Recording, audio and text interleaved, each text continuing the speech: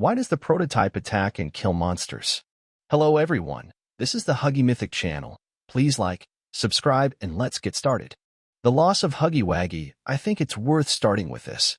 After all, this is the first death of the antagonist.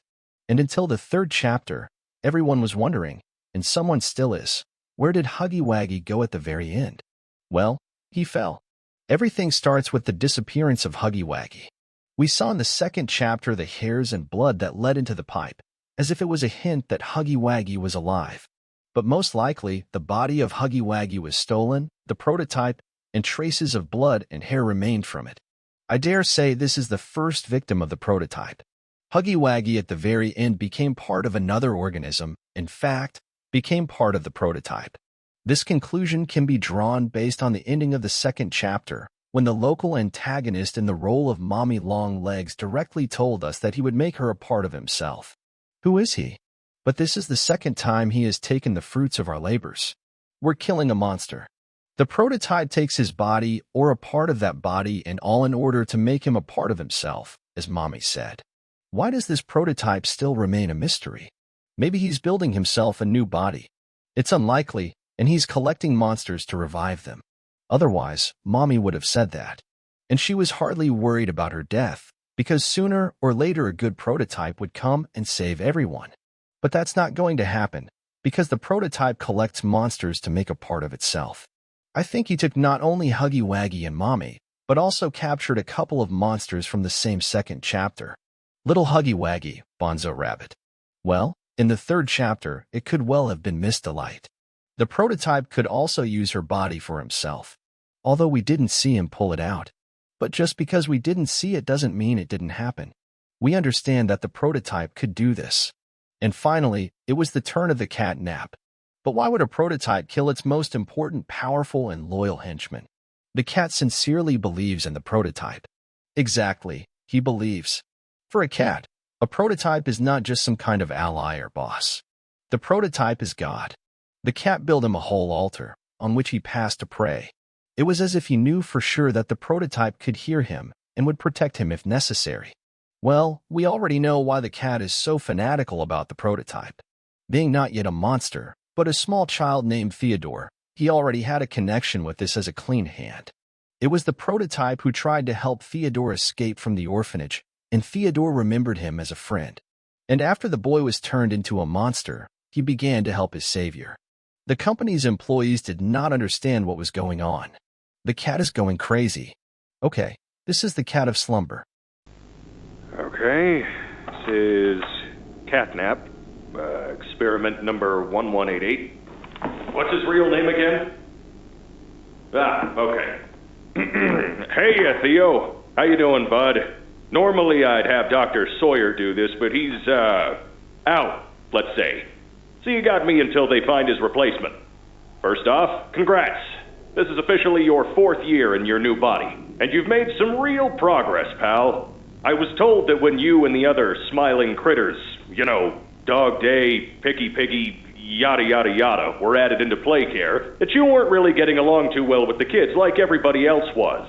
But look at you now. The kids love you, and that bred smoke. I mean, that's fantastic, isn't it? Is his, voice thingy still broken? Prototype will save us. Theo, nobody's gonna save you. This prison is where you belong. We'll let you out here and there to go see the kids in play care, but your home is here. And as for the prototype, his home is in the labs. This is your life now. Get used to it. In this tape, we learn that the cat has been kept locked up for quite a long time. Well, about 4 years. And some unknown scientist on the tape directly tells him that your house is a prison. And what is most interesting, he addresses the cat by name, by his real name Theodore. This tape does not just tell us the backstory of the catnap. In general, she can tell us about the conditions in which the monsters were kept. On the most recent tape called The Hour of Joy, we see a real riot of monsters. The most embittered and most ideological of them is the Cat of Dreams. Terrible conditions, unbearable experiments may well explain the hostility of monsters to humans. And by the way, maybe that's why we see Kissy Missy among the rebellious monsters. However, unlike the others, we don't see her killing anyone. While other monsters jump on people and eat them, we can clearly see it on the record. And Kissy Missy just throws those who were next to her and runs away. Just an interesting lead. And the main instigator of all this is the prototype, which really freed all the monsters.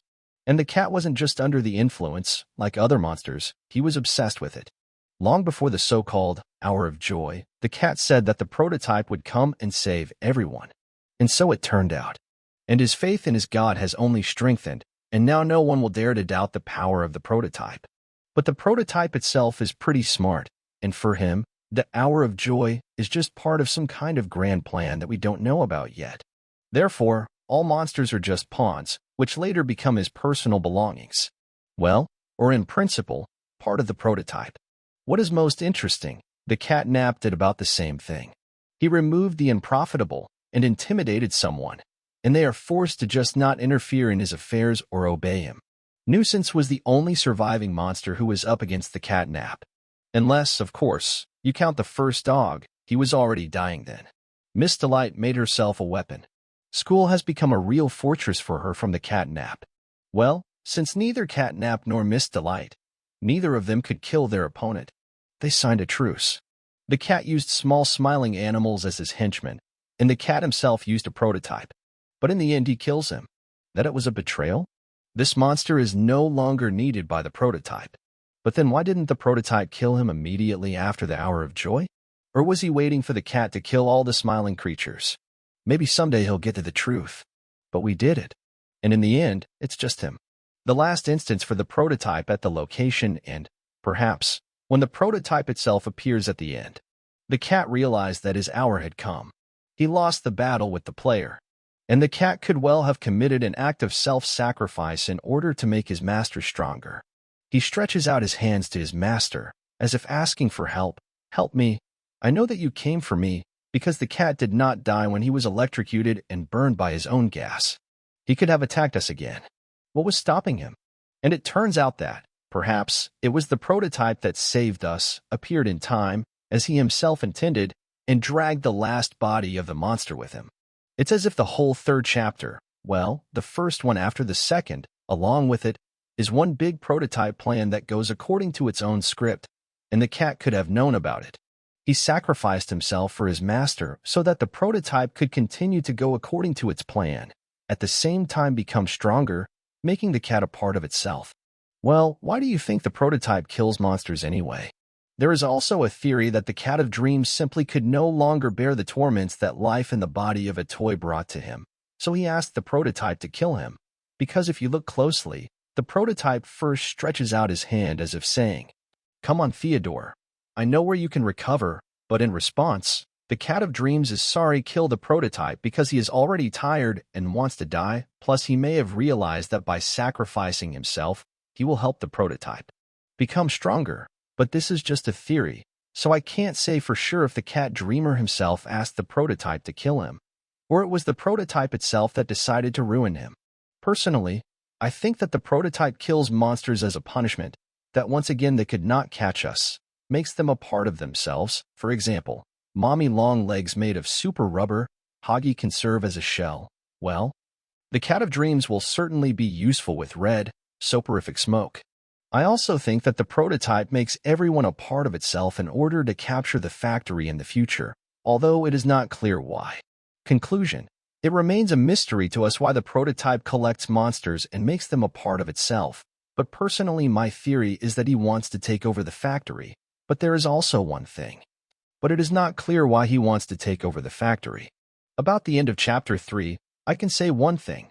Most likely, Kissy Missy also took the prototype, since she betrayed him, was created to kill, not help people, that is, us, the main character. I wonder if he needs Poppy. Rather not, because she is small, and so useless for improving it, that this can be understood by the fact that she even made the lever small for herself, and Kissy always helped her, dragged her, put her on platforms that were at a height, etc. Write your opinion, your theories in the comments. Well, don't forget to subscribe to my channel, click on the broken bell so as not to miss new videos, and don't forget to leave any comment under this video. Bye, everyone.